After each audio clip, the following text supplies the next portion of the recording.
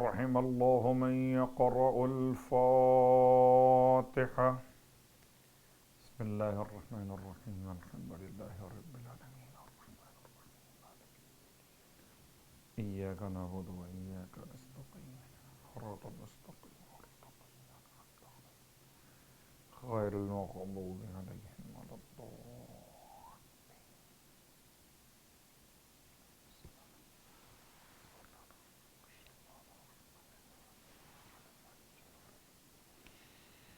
أعوذ بالله من الشيطان اللعين الرجيم. بسم الله الرحمن الرحيم الحمد لله رب العالمين الصلاة والسلام على أشرف الأنبياء والمرسلين سيدنا أبي القاسم محمد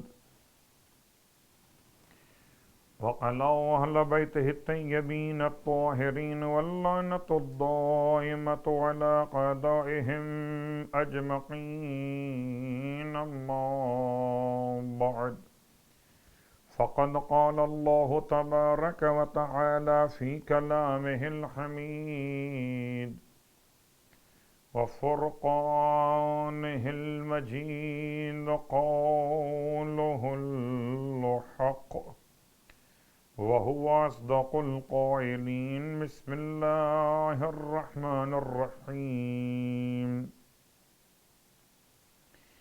وقال الرسول يا ربي إن قوم اتخذوا هذا القرآن مهجورا.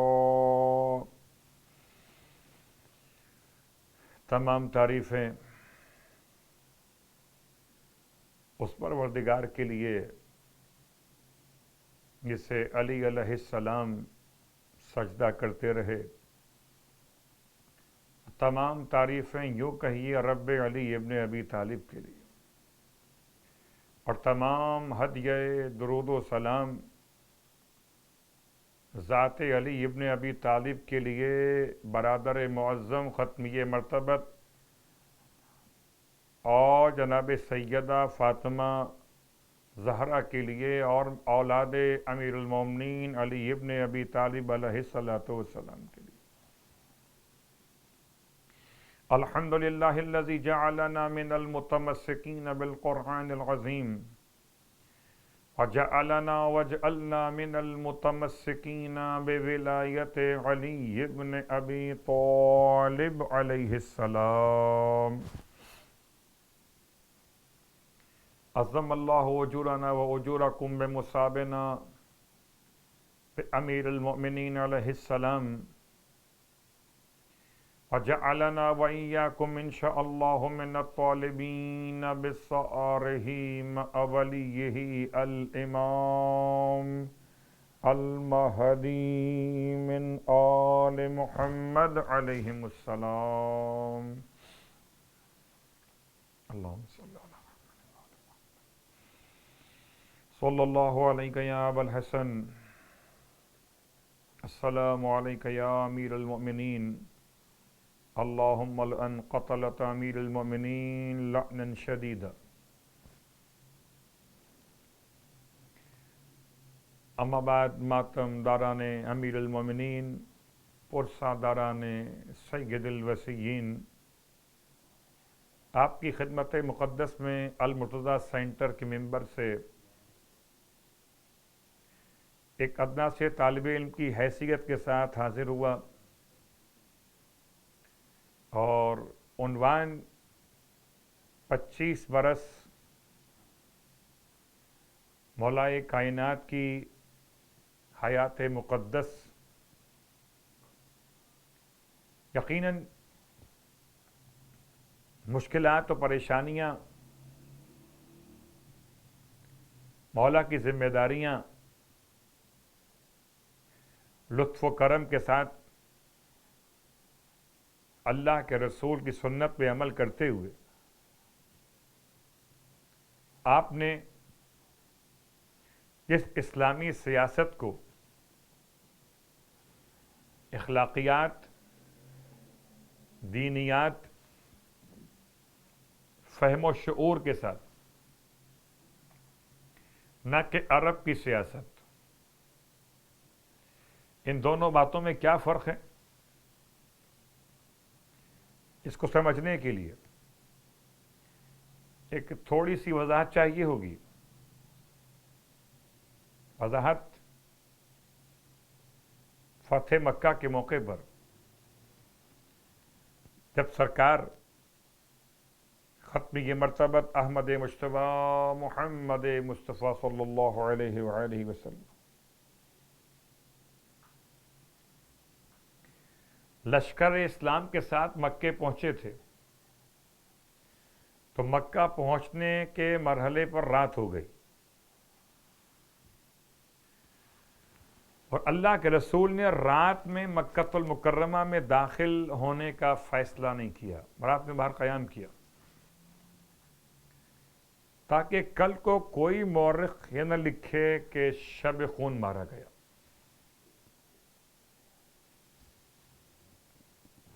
اللہ اکبر، انتظار کیا دن ہونے کا۔ تو رات میں پہاڑی پر کھڑے ہوئے دو افراد، یا شام کے وقت میں یا صبح کے وقت میں، روشنی کے اعتبار سے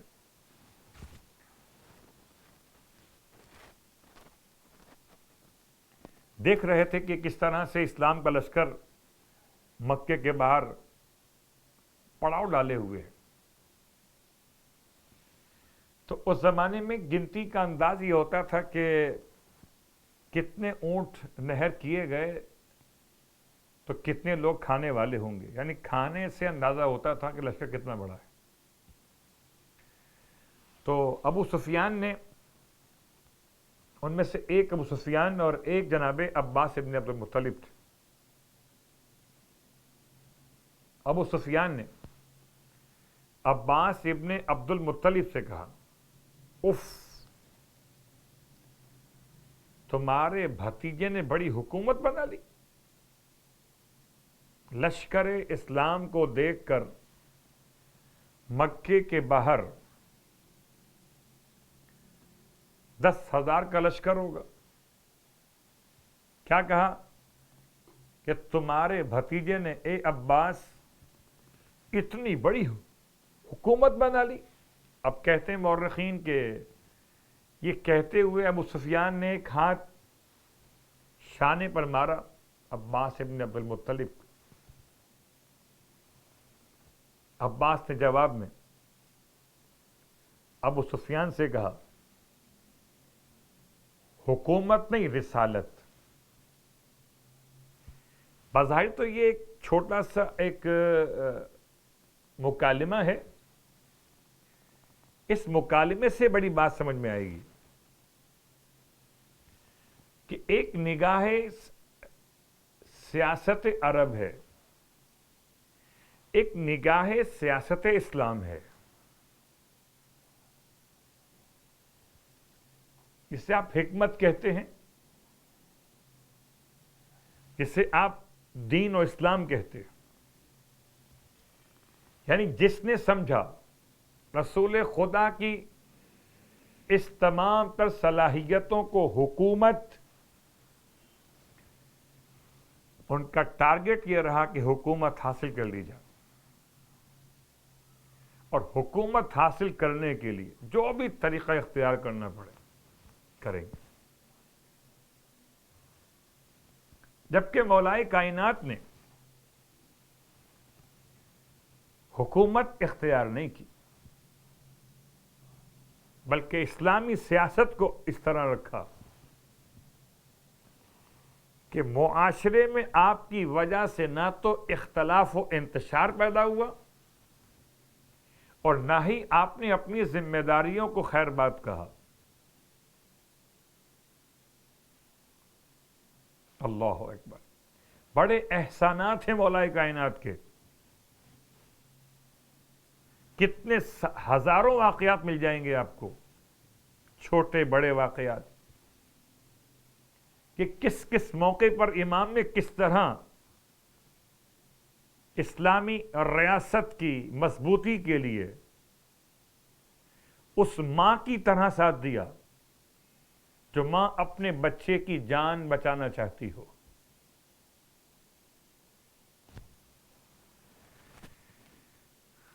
اور رہی بات علم کے اعتبار سے، اللہ اکبر، تو باقی تمام لوگ اس بات کے قائل تھے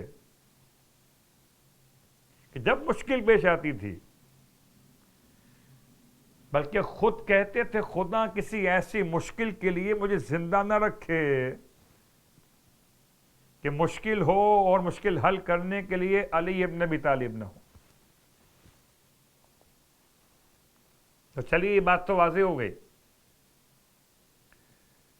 اور اگر ندائے عدالت انسانی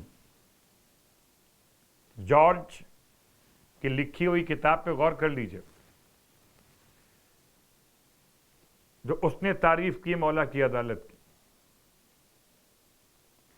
مولا کی عدالت کی تعریف یاد رکھیے، قاضی فیصلہ کرنے والا 4 قسم کے ہو سکتے ہیں، اور 4 قسم کے قاضیوں میں سے 3 جہنم میں جائیں گے اور صرف 1 جنت میں جائے گا. یہ روایت ہے معصوم کی کہ فیصلہ کرنے والا اگر علم کے بغیر فیصلہ کرے تو علم کے بغیر فیصلہ 2 طریقے سے ہو سکتا ہے، یا صحیح ہوگا یا غلط ہوگا. تو علم کے بغیر فیصلہ صحیح، علم کے بغیر فیصلہ غلط. 2 قسمیں ہو گئی. 2 قسمیں اور ہیں، قاضی فیصلہ کرے علم کے ساتھ غلط، قاضی فیصلہ کرے علم کے ساتھ صحیح. 4 ہو گئے. تو اگر قاضی فیصلہ علم کے بغیر کرے، صحیح کرے یا غلط کرے، دونوں صورتوں میں جہنم ہے. اللہ اکبر. اس کے بعد قاضی اگر فیصلہ کرے علم کے ساتھ وہ غلط کرے تو بات تو واضح، جہنم ہے. وہ بس ایک ہی قسم بچتی ہے کہ اگر قاضی فیصلہ کرے علم کے ساتھ صحیح تو جنتی ہے. تو مولائے کائنات نے ان تینوں ادوار میں خود اپنے دور میں فیصلوں کے معاملات میں، عدالتوں کے معاملات میں، قضاوتوں کے اعتبار سے جو فیصلے کیے، اس سے اسلام کی عمارت کو مضبوط کر دیا. کیا فیصلے ہیں میرے مولا کے، اللہ اکبر. کہ کبھی خالی یہ عنوان رکھا جائے کہ عدالت علویہ. آئیے غور کیجئے کہ اس طرح کے فیصلے کہ جو شاید تاریخ میں کسی نے نہ اس سے پہلے کیے تھے اور نہ مولا کے بعد. ہاں، جب کبھی معصوم کی حکومت قائم ہوگی انشاءاللہ تو فیصلے سے ہی ہوں گے. بلکہ امام زمانہ علیہ السلام کی حکومت کے موقع پر تو مولا بغیر کسی گواہوں کی گواہی کی فیصلے کریں گے، وہ الگ موضوع. لیکن اس حد تک حساسیت تھی کہ خلیفہ اول کا دور ہے تو امام حاضر ہیں مشکلات کے حل کے لیے. کسی وقت میں حکومت نے جب امام سے درخواست کی، مدد کی، امام نے کبھی بخل سے کام نہیں لیا. اور جب بات کل ہو رہی تھی آپ کی خدمت میں کہ ہجرت اور تقویم اسلامی کا عنوان، کہ اب سارا عالم اسلام علی کو یاد کرے، میں سوچتا ہوں تقویم ہجری یاد ہے، کس نے سمجھائی تھی یہ تقویم یاد نہیں. شب معراج یاد ہے، شب معراج کا گواہ یاد نہیں ہے؟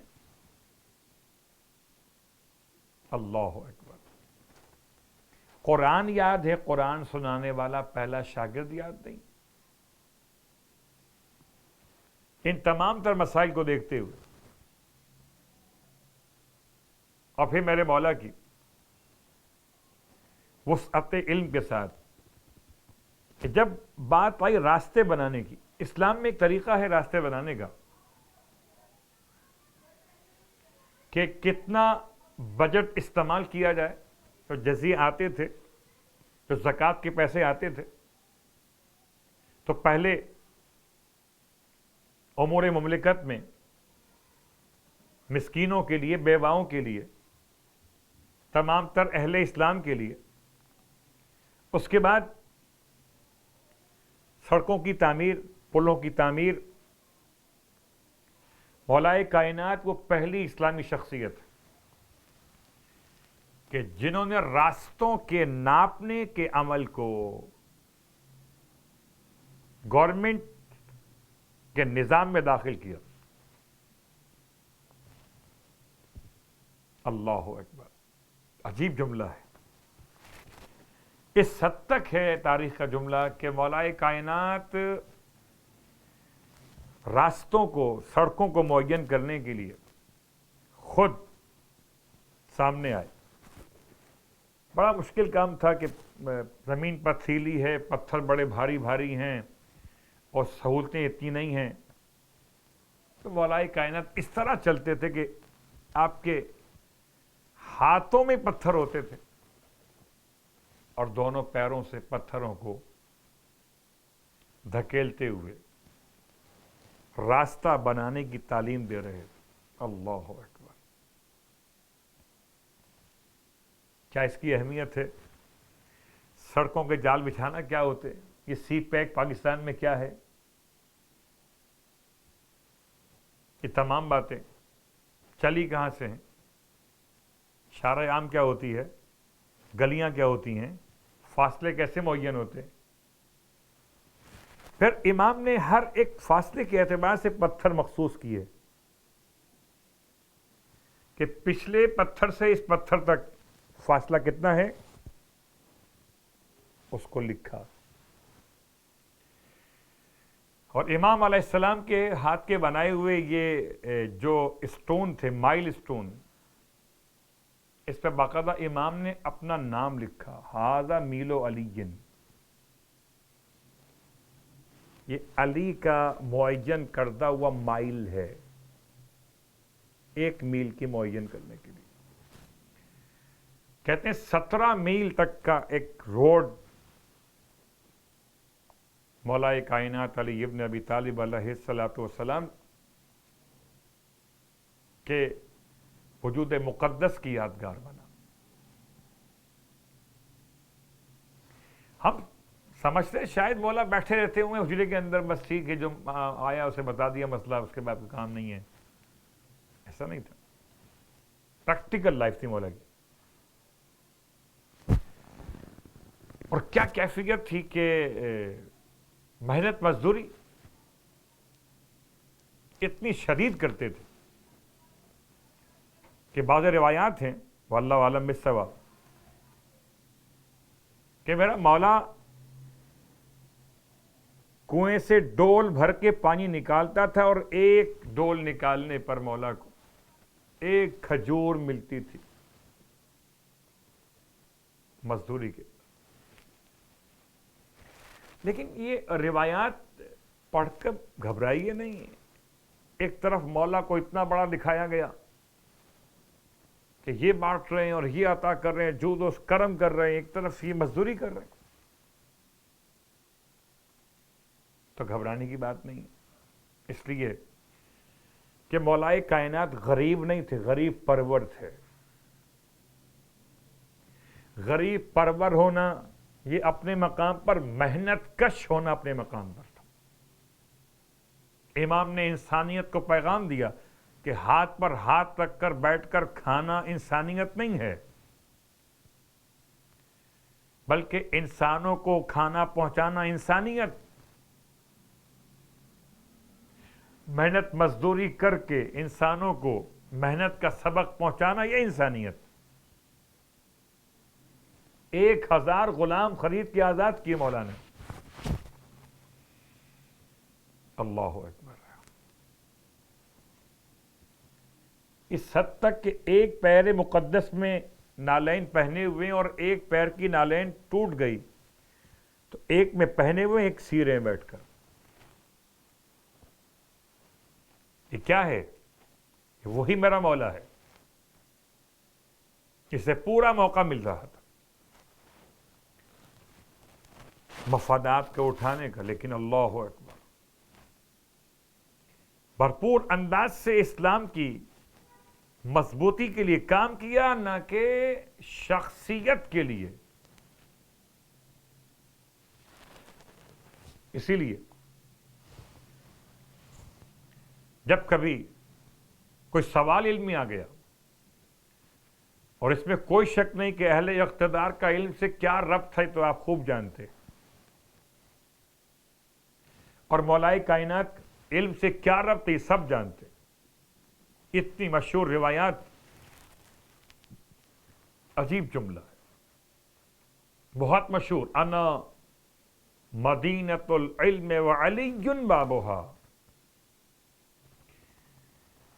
آپ فرماتے میں شہر علم اور علی اس کا دروازہ ہے. اقضاکم علی، تم میں سب سے بہترین فیصلہ کرنے والے علی ہیں.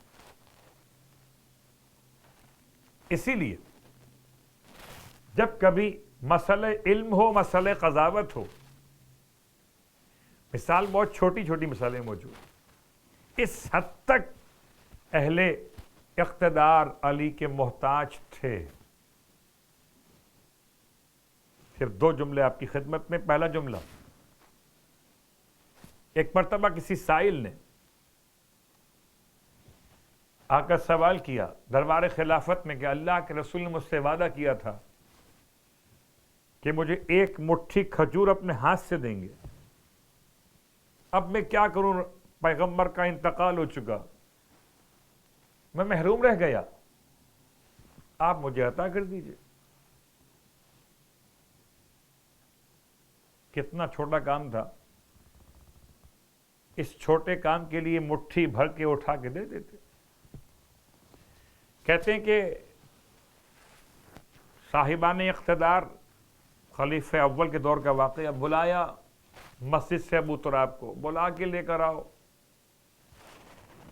جب مولا تشریف لے کر آئے تو کہنے لگے یہ صاحب آئے ہیں، یہ اللہ کے رسول سے کوئی وعدہ تھا ان کا، 1 مٹھی کھجور چاہیے ان کو، وہ آپ دے دیجیے نکال کے. امام نے کھجوروں کے ٹوکرے سے مٹھی بھری اور بھر کے عطا فرمائی سائل کو، اور بس اتنا کام کیا، امام چلے گئے. اللہ اکبر. وہ کہتا ہے سائل کہ اتنے چھوٹے سے کام کے لیے آپ نے ابو تراب کو بولا، یہ تو آپ بھی کر سکتے تھے. تو کہنے لگے بات یہ ہے کہ ہم نے اللہ کے رسول کو فرماتے ہوئے اپنے کانوں سے سنا ہے کہ میرا اور علی کا ہاتھ عدل میں برابر ہے. اللہ اکبر. تو اب چونکہ رسول نے وعدہ کیا تھا کہ میں تمہیں اپنے ہاتھ سے 1 مٹھی کھجور دوں گا، تو برابر ہاتھ تو علی کا ہے. جب ہاتھ برابر نہیں ہو سکا کسی اور کا، تو علم برابر کیسے ہوگا؟ اور یا دوسرا مرحلہ وہ تھا کہ جب کسی کا انتقال ہو جاتا تو جنازے پر ورثاء اعلان کرتے ہیں کہ اگر میت پر کسی قرضہ وغیرہ ہو تو وہ رجوع کر لے. اعلان کیا گیا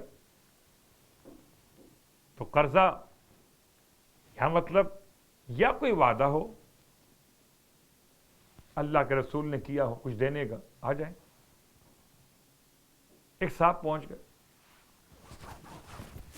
یہ صاحب کون ہے، ان کی تاریخ کیا ہے، ان کا پورا واقعہ سن لیجیے. ان کا نام تھا زمزم.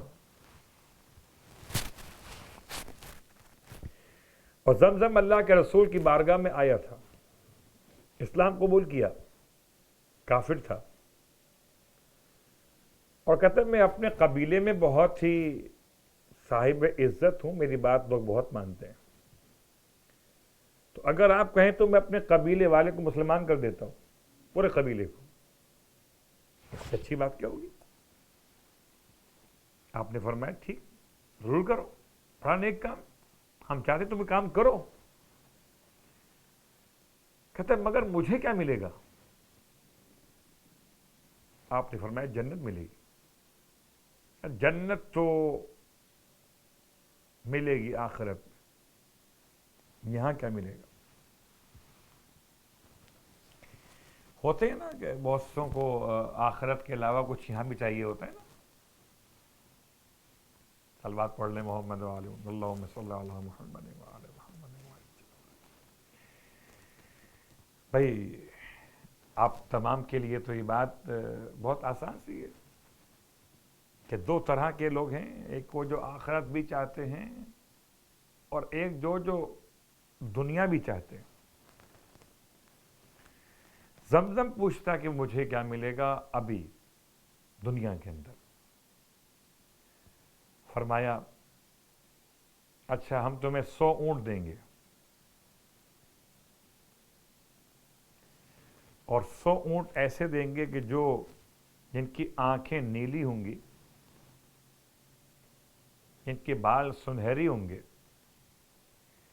اور ان پر یمن کے جواہرات لدھے ہوئے ہوں گے، لوڈ ہوں گے، رکھے ہوئے ہوں گے، یعنی اونٹ خالی نہیں ہوں گے، یہ کیملز جن کی آنکھیں بلو کلر کی ہوں گی، جن کے بال گولڈن ہوں گے، اور ان کی پیٹھ پر یمن کے بہترین نوادرات اور جواہرات رکھے ہوئے ہوں گے۔ 100 اونٹ۔ زمزم کہتا ہے کہ ٹھیک ہے میں جا رہا ہوں اپنے قبیلے کو مسلمان کرنے کے لیے، یہ بات تو بتائیے اگر میں واپس آیا اور آپ نہ رہے تو یہ کون دے گا؟ بڑا ہوشیار تھا وہ، کام پکا کیا اس نے۔ آپ مسکرائے، فرمایا جو میرے بعد دعویٰ کرے گا میری جانشینی کا وہ دے گا۔ کہتا ٹھیک، چلا گیا، بڑی محنت کی، پورا قبیلہ مسلمان کر دیا، ٹائم لگا۔ جب پلٹ کے واپس آیا تو مدینہ منورہ میں پیغمبر کے انتقال کے بعد حکومت دوسری بن چکی تھی۔ پوچھا کون جانشین پیغمبر کا؟ وہ جو بیٹھے ہوئے ہیں، اقتدار جہاں دربار لگتا ہے، چلے جاؤ وہاں پر۔ یہ پہنچا وہاں پر، آپ جانشین پیغمبر جی،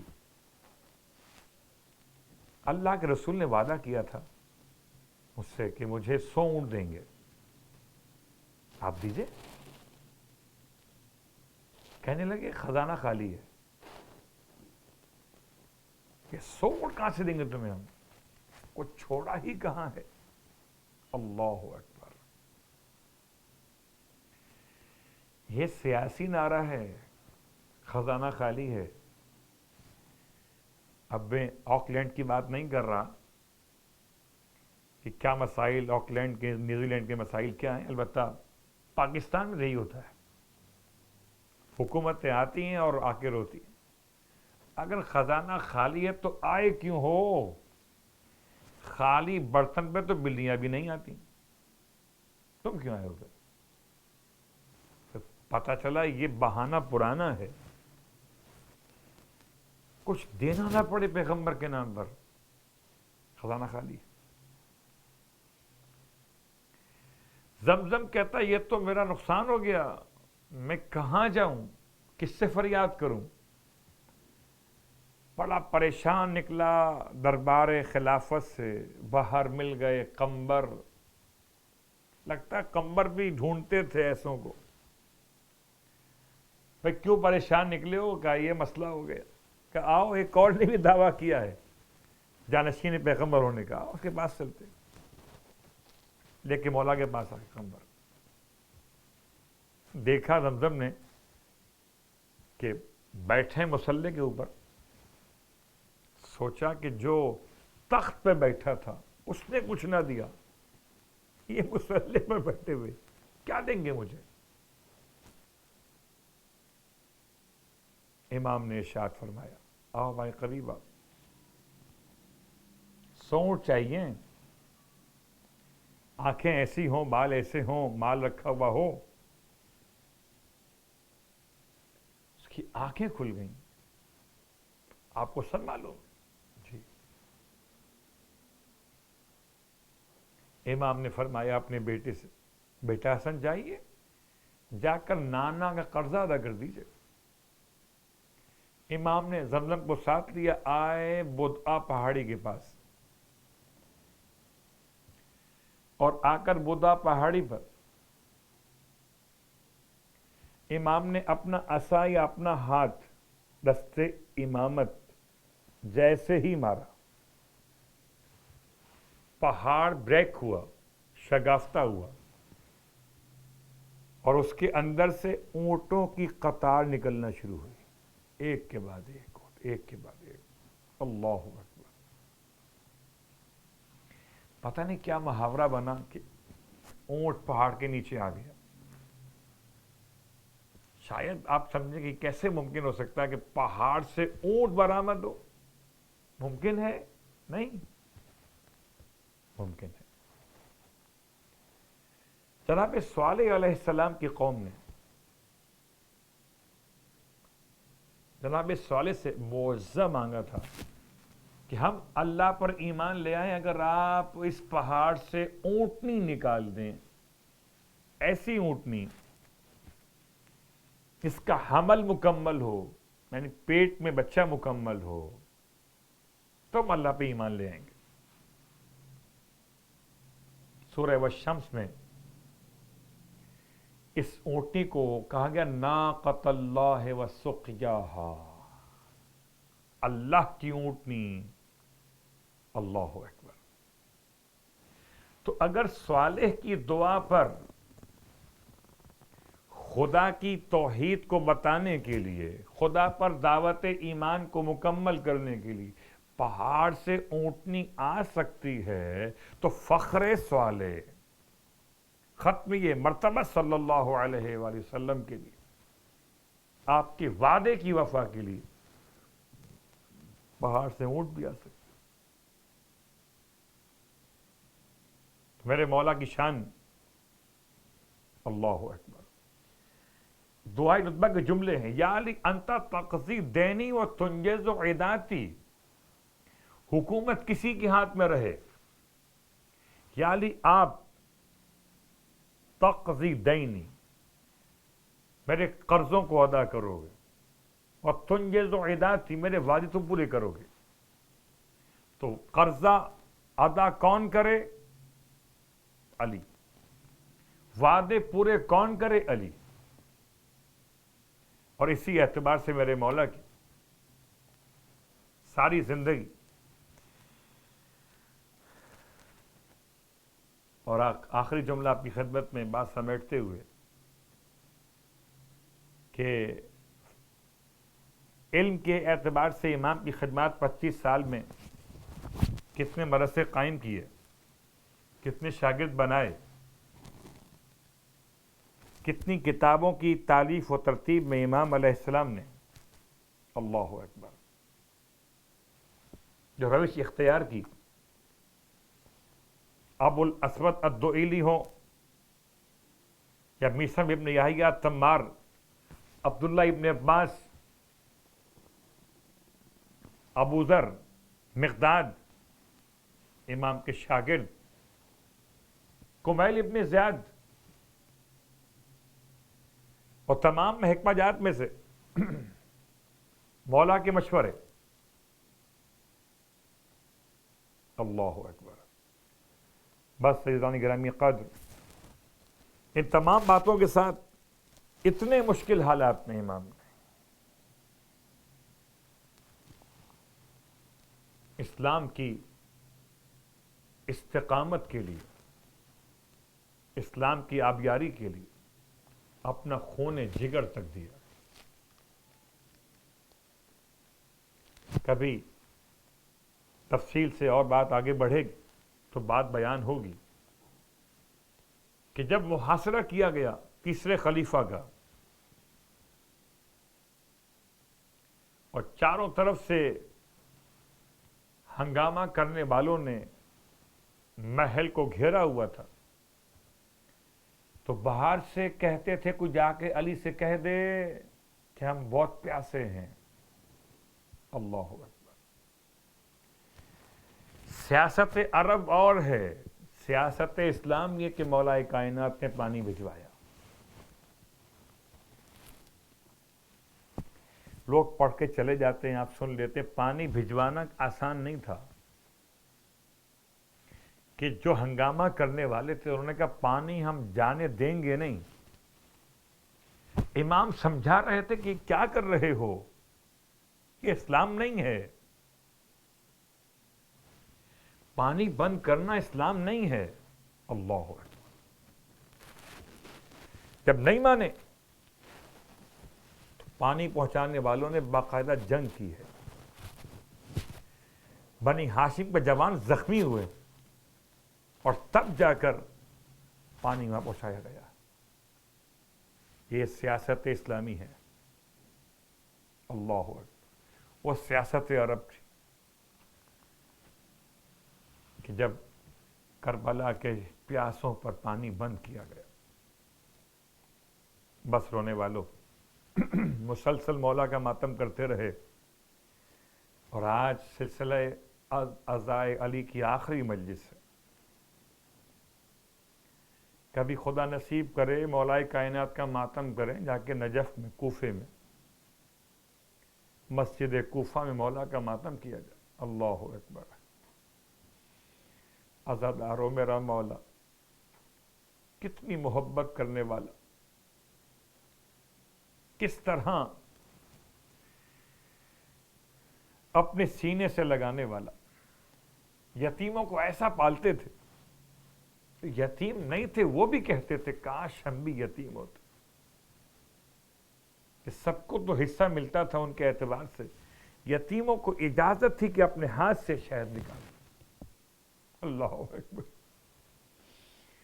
اور یتیموں کا والی و وارث دنیا سے رخصت ہوا تھا، وہ معذوروں کا، مجبوروں کا پالنے والا رخصت ہو گیا تھا.